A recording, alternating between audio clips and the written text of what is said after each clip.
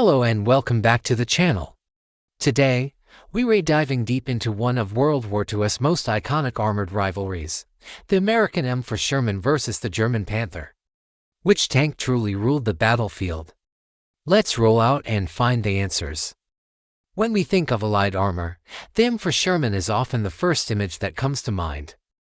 It wasn't designed to be an unstoppable behemoth, but a key player in America's doctrine of fast-moving, combined arms warfare. The philosophy was simple: speed, reliability, and overwhelming numbers. And overwhelm they did.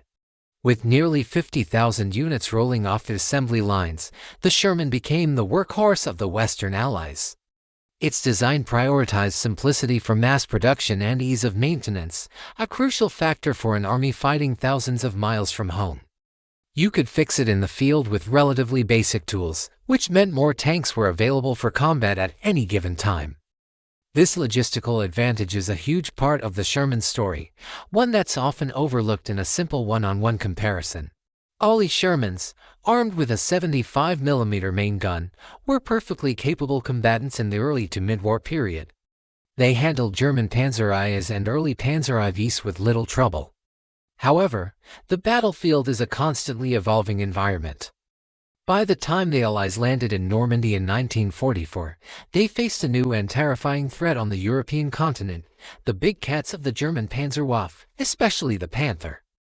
The Sherman's 75mm gun struggled to penetrate the Panther's thick, sloped frontal armor, even at close ranges. This disparity led to some grim statistics and earned the Sherman a few unfortunate nicknames from its crews. But this is where the story gets more interesting. The Sherman was not a static design, it was constantly being improved. Now, let's talk about the German side of this equation. The Panther tank, officially the Panzerkampfwagen 5, wasn't just another tank, it was a direct reaction to a shock. When Germany invaded the Soviet Union in 1941, they encountered the Soviet T-34 and KV-1 tanks. These machines were a rude awakening for the Wehrmacht, outclassing most of what the Germans had. In response, German engineers were tasked with creating a new medium tank that could dominate the Eastern Front. The result, which began production in early 1943, was the Panther. Weighing in at around 45 metric tons, the Panther was technically classified as a medium tank, but it blurred the lines, weighing as much as many Allied heavy tanks. It was designed to be a more agile and mass-producible alternative to the even larger and more complex Tiger tank, while still carrying a punch that could knock out any opponent on the field. The Panther's design incorporated lessons learned from the T-34, most notably its excellent sloped armor, which significantly increased its effective thickness and the chance of deflecting incoming rounds. This advanced armor protection, combined with its powerful gun, made the Panther a fearsome opponent from the moment it appeared. It was a predator, designed for long-range engagements where its superior optics and high-velocity cannon gave it a distinct advantage. So, let's put these two tanks head-to-head in terms of firepower. On paper, this might seem like a simple comparison, but the details are what matter. As we mentioned, the early Sherman M4 South were equipped with a 75mm M3 gun. It was a good, versatile weapon, effective against infantry, fortifications, and earlier tanks. But when it faced the Panther, it was like throwing rocks at a fortress. The Panther, on the other hand, was armed with the formidable 7.5 cm KWK-40 1270 cannon. Notice I said 7.5 centimeters, the same caliber as the Sherman's gun. So why was it so much better? The answer lies into key factors: barrel length and the size of the propellant charge. The Panther's gun had a much longer barrel, 70 calibers in length compared to the Sherman S-40. This longer barrel allowed the shell to accelerate for a longer time, achieving a much higher muzzle velocity. A faster shell travels a flatter trajectory and hits with far more kinetic energy. Combined with a larger cartridge case holding more gunpowder, the Panther's gun could punch through well over 100mm of armor at a kilometer away. The Sherman's 75mm gun just couldn't compete in a straight-up duel. A Panther could often destroy a Sherman from a range where the Sherman's return fire would simply bounce off. This created a tactical nightmare for Allied tank crews. They had to rely on flanking maneuvers, superior numbers, or calling in air support to deal with a dug-in Panther. But the Allies didn't stand still. They knew they had a problem, and they worked feverishly to solve it. The solution came in the form of upgunning the Sherman. The most famous example is the British Sherman Firefly. British engineers cleverly managed to fit their incredibly powerful 17-pounder anti-tank gun into a modified Sherman turret. This gun was a game-changer. It fired a smaller, denser projectile at an extremely high velocity, capable of slicing through the Panther's frontal armor at standard combat ranges. Suddenly, the Sherman could fight back on equal terms, becoming a dedicated Panther and Tiger hunter. The Americans developed their own solution with the 76mm M1 gun, which began appearing in Sherman variants like the M4A38 or Easy 8.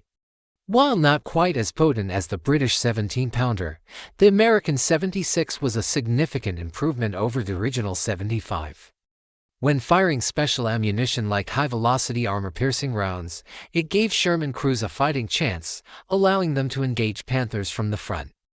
Though flanking was still the preferred tactic, the Easy 8 also featured an improved suspension system, providing a smoother ride and better fire-on-the-move capability. This highlights a core strength of the Sherman platform, its adaptability. It was a chassis that could be modified and upgraded to meet new threats. Now, let's address the armor and survivability. This is where many of the myths about the Sherman originate. The Panther had superb frontal protection. Its upper glacis plate was 80mm thick, but it was sloped at 55 degrees, giving it an effective thickness of over 140mm. This made it virtually immune to the Sherman's 75mm gun from the front. The Sherman's frontal armor, by contrast, was much less sloped and thinner, making it vulnerable. However, the Panther wasn't invincible. Its side and rear armor were significantly weaker, a deliberate trade-off for its strong frontal arc. A well-placed shot from a Sherman's 75mm gun into the Panther's side could, and often did, result in a kill. This is why tactics were so important. American tank doctrine emphasized using speed and numbers to gain flanking shots. 4 or 5 Shermans attacking one Panther wasn't an unfair fight, it was standard procedure. What about the infamous reputation the Sherman had for catching fire, earning it the nickname Ronson after the lighter's slogan, "Lights up the first time, every time"? Early on, this was a serious problem. It wasn't due to using a gasoline engine, as many believe the Panther also used a gasoline engine. The issue was ammunition storage. The Sherman stored its ammunition in the sponsons, on the sides of the hull. A penetrating hit there would almost certainly ignite the rounds and brew up the tank. The Germans learned this lesson early and moved their ammo to the lower hull. The Allies caught on, and later Sherman models introduced wet storage, surrounding the ammunition racks with a water glycol mixture. This dramatically reduced the incidence of fires and significantly improved crew survivability. In fact, studies showed that by late in the war, the chances of a Sherman burning after being penetrated were about the same as a Panther. So, when we put it all together, what's the verdict? The Panther was, without a doubt, a superior tank in a one-on-one, long-range duel. Its gun and frontal armor were designed for that specific role, and it excelled at it. If you were a Sherman crew and you saw a Panther head-on in an open field, you were in for a very bad day. However, wars aren't won in one-on-one duels. They are won by logistics, reliability, and numbers. And that's where the Sherman shines. For every one Panther lost on the battlefield, the Germans struggled to replace it due to complex manufacturing and relentless Allied bombing of their factories. For every Sherman lost, there were several more ready to take its place. The Sherman was also mechanically far more reliable. Panthers were plagued with mechanical issues, especially in their final drive, which couldn't handle the tank's weight. Many Panthers were lost not to enemy fire, but to breakdowns, often being abandoned and destroyed by their own crews. The Sherman was a good enough tank that was available everywhere, all the time. The Panther was an excellent tank that was often in the repair shop. American armored doctrine didn't need the best tank, it needed a reliable tank in huge quantities to support its infantry and exploit breakthroughs. The Sherman fulfilled that role perfectly.